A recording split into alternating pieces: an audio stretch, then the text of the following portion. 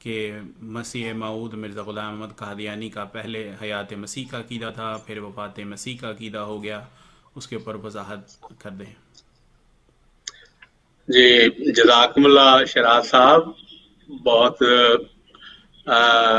Relevant question ہے جو آج کل اور پہلے بھی غیرز جماعت ہمارے جو بھائی ہیں وہ کرتے ہیں، اور یہ بار بار یہ سوال اٹھایا جاتا ہے کہ دیکھو ایک شخص جو اپنے آپ کو نبی کہتا ہے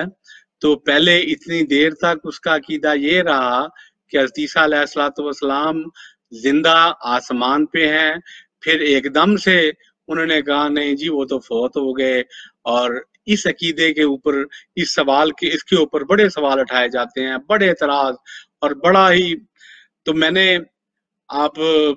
کی خدمت میں اس کی بابت یہ عرض کروں گا کہ دیکھیں حضرت محمد رسول اللہ صلی اللہ علیہ وسلم جو خاتم الانبیاء ہیں، جو افضل الانبیاء ہیں، جن کے بعد اب تا قیامت کوئی ایسا نبی نہیں آنا جو آپ صلی اللہ علیہ وسلم کی شریعت کو ختم کر دے، منسوخ کر دے۔ تو اگر آپ صلی اللہ علیہ وسلم خاتم الانبیاء ہیں، اگر آپ افضل الانبیاء ہیں، تو تا قیامت آپ کا حکم چلے گا، تا قیامت آپ کی شریعت چلے گی، تو ہم اسی شریعت پہ جو آپ صلی اللہ علیہ وسلم پہ نازل ہوئی اس کے پاس چلتے ہیں۔ اور اس میں جب ہم جاتے ہیں تو قرآن حکیم کی 4 سورت سورہ نساء میں اللہ تعالیٰ اس کی 60ویں آیت میں اللہ فرماتا ہے کہ اے ایمان والو، یا ایھا الذین آمنوا اطیعوا اللہ واطیعوا الرسول، کہ اطاعت کرو اللہ کی اور اس کے رسول صلی اللہ علیہ وسلم کی، واولی الامر منکم، اور اگر پھر تم میں کسی بات پہ اختلاف پڑ جائے تو پھر کیا کرو، فَإِن تَنَازَعْتُمْ فِي شَيْءٍ فَرُدُّوهُ إِلَى اللَّهِ وَالرَّسُولِ، تو اگر اختلاف پڑے تو کدھر جانا ہے؟ اللہ کی طرف، اس کے رسول صلی اللہ علیہ وسلم کی طرف۔ اللہ کی طرف جانے کا کیا طریقہ ہے؟ قرآن حکیم کو ہم جب کھولتے ہیں تو دوسرا پارہ سورہ بقرہ آیت 146 میں 146 میں اللہ فرماتا ہے کہ اے نبی، جب آپ کے پاس واضح علم آ جائے، واضح علم آنے کے بعد پھر بھی اگر آپ اہل کتاب کی طرح عمل کریں گے تو اِنَّا کَإِذًا لَّمِنَ الظَّالِمِينَ، تو آپ ظالموں میں سے ہو جائیں گے۔ تو پتہ چلا کہ جب خدا کی طرف سے واضح علم آ جائے اس کے بعد پھر پہلے علم پہ رہنا اور اللہ کی بات کو نہ ماننا، اللہ فرماتا ہے پھر ظالموں میں سے ہو جائیں گے۔ تو ہم اب قرآن حکیم کی اس آیت کو ایک معیار بناتے ہوئے حضرت محمد رسول اللہ صلی اللہ علیہ وسلم کی طرف چلتے ہیں اور ان سے پوچھتے ہیں کہ آپ ہمیں سمجھائیں کہ اس مسئلے کا حل کیا ہے۔ تو صحیح بخاری میں اور شرح صحیح بخاری فتح الباری میں کتاب اللباس میں حضرت امام ان کا نام حضرت ابن عباس جو کتب حدیث میں، جو علم حدیث میں امام، حدیثوں کے امام مانے جاتے ہیں، جن کی بابت حضرت محمد رسول اللہ صلی اللہ علیہ وسلم نے ان کے علم کلام، ان کے علم فہم قرآن کے بارے میں دعا کی ہے۔ یہ وہ راوی، وہ حدیث کے راوی ہیں اور وہ صحابی ہیں۔ اور آپ فرماتے ہیں کہ کالا حضرت ابن عباس رضی اللہ تعالی عنہ کانا یحب موافقت مع اہل الکتاب فی ما لم یؤمر، کہ جب تک خدا تعالیٰ کی طرف سے آپ صلی اللہ علیہ وسلم کو واضح علم نہیں آتا تھا تو آپ اہل کتاب کی طرح عمل کیا کرتے تھے۔ جب آپ مکہ میں تھے تو خدا کی طرف سے نماز کا حکم آیا تو کدھر منہ کرنا تھا؟ اب قبلہ انبیاء بیت المقدس تھا، اب ادھر منہ کرتے ہیں تو خانہ کعبہ کو سامنے رکھتے ہوئے ادھر منہ کیا۔ اس طریق سے منہ کیا کہ جب ہجرت کی تو ہجرت کر کے آپ مدینہ پہنچتے ہیں تو آپ کو پتا ہے مکہ کی شمال میں مدینہ ہے اور اس کی مزید شمال میں بیت المقدس ہے۔ تو جب آپ ہجرت کر کے مدینہ آئے تو بخاری شریف میں لکھا ہے 17 مہینے آپ نے منہ کیا ادھر، اور 17 مہینے 16-17 مہینے ادھر پیٹھ کی ہے۔ تو کیا ہوا؟ غیر تو آج بھی اعتراض کرتے ہیں کہ بتائیں کہ یا پہلی نمازیں غلط تھیں یا آج تک جو پڑھ رہے وہ غلط ہیں۔ تو دیکھو خدا تعالیٰ اپنے بندوں کو غلط، پیاروں کو غلط عقیدے پہ رہنے نہیں دیتا، فوراً ان کی اصلاح فرما دیتا ہے۔ تو کیا ہوا؟ اللہ تعالیٰ نے جب حضرت محمد رسول اللہ صلی اللہ علیہ وسلم اس قبلہ انبیاء کی طرف منہ کر کے نماز پڑھتے تھے تو یہودی اہل کتاب آپ سے پوچھتے تھے کہ یہ کیا ہے، اور ادھر خانہ کعبہ کی طرف کیوں نہیں؟ حالانکہ قرآن میں تو لکھا ہوا تھا सूरा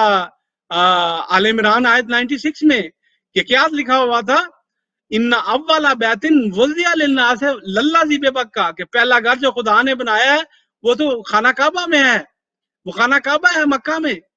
तो कुरान में तो उसकी अजमत मौजूद थी, लेकिन उसके बावजूद 17 महीने आपने उधर मुंह किया है। लेकिन जब आप उधर करके मुंह नमाज पढ़ते तो यहूदी पूछते थे कि उधर क्यों नहीं करते, लेकिन जब खुदा ने आपका मुंह का रुख फेर लें,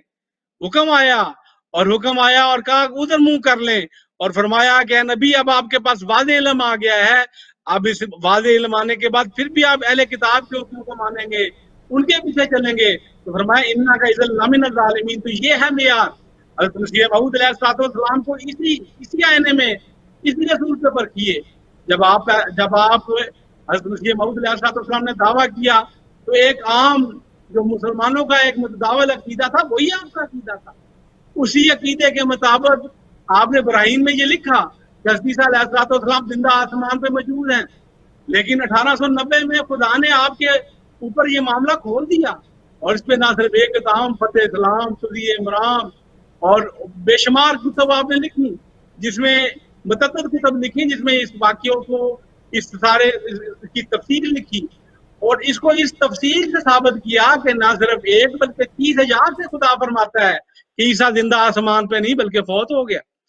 तो जब आपने ये अकीदा पेश किया तो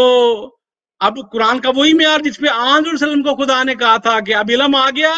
अब इस इल्म आने के बाद अब अहले किताब की बात को मानेंगे तो इन्ना का इज़ल मिन ज़ालिमीन। चुनाचे इस अकीदे पे जब आपने खुदा ने आपको 30,000 से और मुख्तलिफ हदीस से यह साबित करवा दिया कि ईसा जिंदा आसमान पे नहीं बल्कि फौत हो गया, तो फिर आपने इस अकीदे को इस तरीक से पेश किया कि अकेले एक तरफ आप और दूसरी तरफ पूरी दुनिया, और आप अकेले इस तरह डटे कि इसका इकरार मौलवी नूर मोहम्मद नक्शबंदी ने अपने तर्जमा कुरान में भी लिखा कि उस जमाने में जब पादी लेफराए आया तो उसको हमारे पास उसको हराने के लिए, उसको समझाने के लिए कोई हाल ही नहीं था। तो उस टाइम हजरत मिर्जा गुलाम अहमद कादियान आए और उनने उनको इस तरह से उनको साबित किया और एक मसला ऐसा बयान किया कि जिस ईसा की तक का तुम नाम लेते हो वो जिंदा आसमान पे है, मेरे खुदा ने मुझे खबर दिया वो जिंदा आसमान पे नहीं बल्कि फौत हो गया। तो नूर मोहम्मद नक्शबंदी साहब लिखते हैं इस दलील से हजरत मिर्जा साहब ने इस पादरी लेफराए और उसके साथियों को शिकस्त फाश दे दी। तो क्या हुआ, वही अकीदा था। चनाचे इसी अकीदे पे हजरत मोहम्मद मुस्तफ़ा सल्लल्लाहु अलैहि वसल्लम के आशिक़ सादिक ने पूरी दुनिया को यह समझाया कि देखो ईसा जिंदा आसमान पे नहीं बल्कि फौत हो गया। और जैसा कि अभी मुरब्बी साहब ने ये बताया है कि श्रीनगर कश्मीर में आपका मदफन है, तो आपने भी अपनी किताब मसीह हिंदुस्तान में इसको वादे किया।